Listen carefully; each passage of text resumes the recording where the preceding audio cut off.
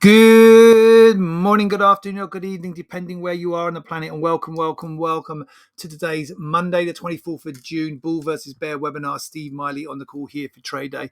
We're going to go through our sort of regular run through here today with a slight twist, and then we'll take a look at the shape of the week that we do on Monday to see what the more volatile points potentially in the week, where they're going to be potentially then less volatility. Maybe we can adjust our day trading strategies, and if we have an idea of where the busier parts of the week are going to be, where there's going to be more volatility, bigger ranges, potentially more of a trending days, and where the more likely consolidation days when there's less data involved. Before we get to that, though, let's take a look at the both the macro matters and the weekly recap and outlook. So first of all, the macro matters is just the bigger underneath where you're looking right now, in the central column of the three columns. Left-hand column, technical analysis reports. Middle column, the weekly fundamental reports. Right-hand column has got the daily news updates. So if we take a look in here, this is the longer version in here, but we'll zoom in and take a look at the weekly version. So you can see in here we've got US stock averages had high and holiday shortened week, despite the setback that we saw Thursday through Friday. Swiss National Bank cut rates yesterday. The Bank of England on hold. The flash PMI data, very mixed between EU and the US. The EU generally disappointing on Friday, the US beating expectations. Nvidia had a significant correction from the middle of last week, and that did pull the broader market down, although the broader indices did still end up on the week, and we'll take a look at what's ahead in the week ahead. So all of that's covered pretty much in here. Stock indices were still up for the week. Dow 1.5%, and S&P 0.6%. Nasdaq was just up, I think about 0.1% up, despite Nvidia pulling back. We've spoken about the Swiss National Bank cutting rates, second rate cut in succession from the Swiss National Bank, and the Bank of England pointing towards a potential rate cut in August. Data from Germany and the Eurozone negative on the PMI side, but the US private sector looking more positive, and Nvidia sold off. More for me, that was a technical correction more than anything else. So what are we looking for today? Well, the central bank activity going into this week is very, very light. We will be watching out for Fed speakers, but there's nothing solid from any of the major central banks. The main macro data, really, the big data we see is the US PCE month-on-month, year-on-year, which we get on Friday. That's the big data for the week. We also get the US GDP and durable goods data also coming out, and also the PCE quarter-on-quarter. The PCE quarter-on-quarter not really looked at. It's the month-on-month, year-on-year data. So those are the main US data points we have coming up into the week, and also US Michigan consumer sentiment data coming Friday. We also get CPI data from around the globe throughout the week, from Canada on Tuesday, from Australia on Wednesday, and from Japan on Friday. They're interesting, but unlikely to have a significant impact on the US equity indices.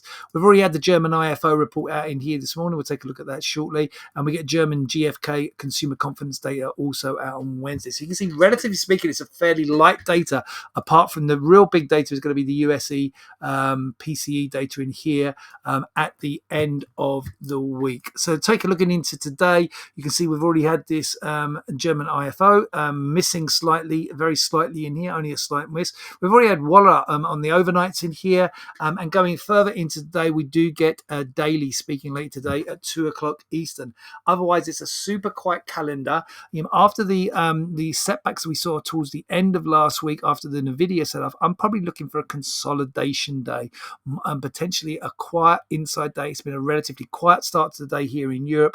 I'm thinking a quiet start to the week here in the US as well. Looking for maybe inside pattern, narrower ranges, less volatility on today's trading. And that could actually extend out into this week, with very little in the first part of this week on the data front.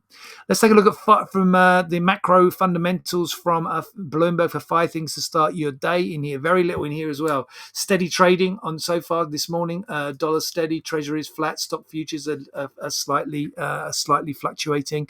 Some calling for, in the Bloomberg latest survey in here, saying that maybe the S&P's peaked already this year, with the tech boom maybe starting to signal that it's over. That's not my view. I still think we've got more to come. US bond market key indicator flashing a bear signal. Crypto sell-off in here, second worst week of the year. Sell-off continuing, and potential intervention as the Japanese yen continues to be under negative pressure. But none of this really significantly, there's nothing in there that's going to impact what you're looking at today. Similarly, let's take a look at the morning bid, which is like kind of the equivalent out of Reuters. Transatlantic split reopens as half year ends. Well, what's that talking about? That's talking about the the PMI data that we had at the end of last week. That divergence between the Europe and the US in here, pointing out they've got PCE data coming up. Japanese yen still under pressure in here, and also then obviously the political stuff that we've got going on. I think we got the where is it? It was saw it somewhere. I think we've got the thing this week as well, right? Isn't there the presidential debate? Is that right? One day this week? I don't think I probably. Yes, US presidential TV debate Thursday. Okay, so that might give us, I mean, something, but I mean, doubtful, right? I mean, what's that going to really tell us in here? So, but we get that Thursday as well. So maybe that's something to slightly focus on. But as I say, I think it's going to be a relatively quiet week. I think we're going to have a bit of a sideways theme going into this week. Stocks slightly up, waiting inflation cues, or that inflation cue is the PCE data, which is not until Friday. Okay, so some ways out yet in here. Stocks clean to gains, yen on intervention watch. So the main story overnight has been really been on the yen. On the overnights in here, Nikkei up about 0.5%. Hang Seng, little changed. European exchanges in here this morning up between 0.5% and 1%. FTSE up about 0.5% in here, 0.2% on the German DAX, and the French CAC up nearly 1% in here this morning. And if we take a look at the US equity averages, the Nasdaq's a little changed in here, only a tenth up on the S&P. So not much going on. 0.3 up on the Dow though, but markets are relatively quiet on the overnight so far. I think this is going to be critical. I really do think this is going to be critical. This breakout from the bond consolidation. We're obviously in a lower yield trend. That's bullish, even though it's going down. It's a bullish trend because it's on the bond prices are going up. We'll come and take a look at those on the chart in a minute. But I mean, bonds going to lower yields, and you see in here for the last week and a half, we've been trapped in a range, a fairly narrow range of bonds, really, basically caught between like 420 and then 430 really on the top side, 420 to 430. We're right in the middle of that. I think that kind of breakout between below 419 and above 433, I think that breakout will give us a cue for the equity market. So I'd be watching this if you're a bond trader. You got a little triangle pattern in your little flag pattern. My view is you break to lower yields, higher prices, and that should be supportive, positive for stock indices. And you can see here in here, we're going to take a look at the 10-year in here. Look, all of these are in consolidation right the way across the board, whether you go right the way from the 2-year note out to the 30-year note. I'd be watching the support and resistance levels in here, particularly on the 10-year. So up through the more recent peak, or down through the most recent trough, down through the support levels in here. So watching out for the support and resistances, particularly on the 10-year note in here, 28.5 on the downside, 06.5 below there.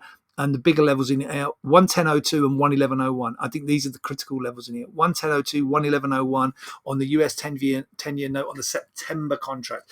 Watching for those. I think they are going to give the cue. I think, if anything, they are going to be the cue for the next move, the next major move in the stock indices. If we don't get it from somewhere else, if we're going to get a move before the PCE data, I think it's going to be bond driven, and I think the bond market's going to give you the cue. So I'd flag these levels, get alerts on these levels, or when you approach these levels on the bonds on the US 10-year, 111.01 and 110.02. It's only a 1-point range, right?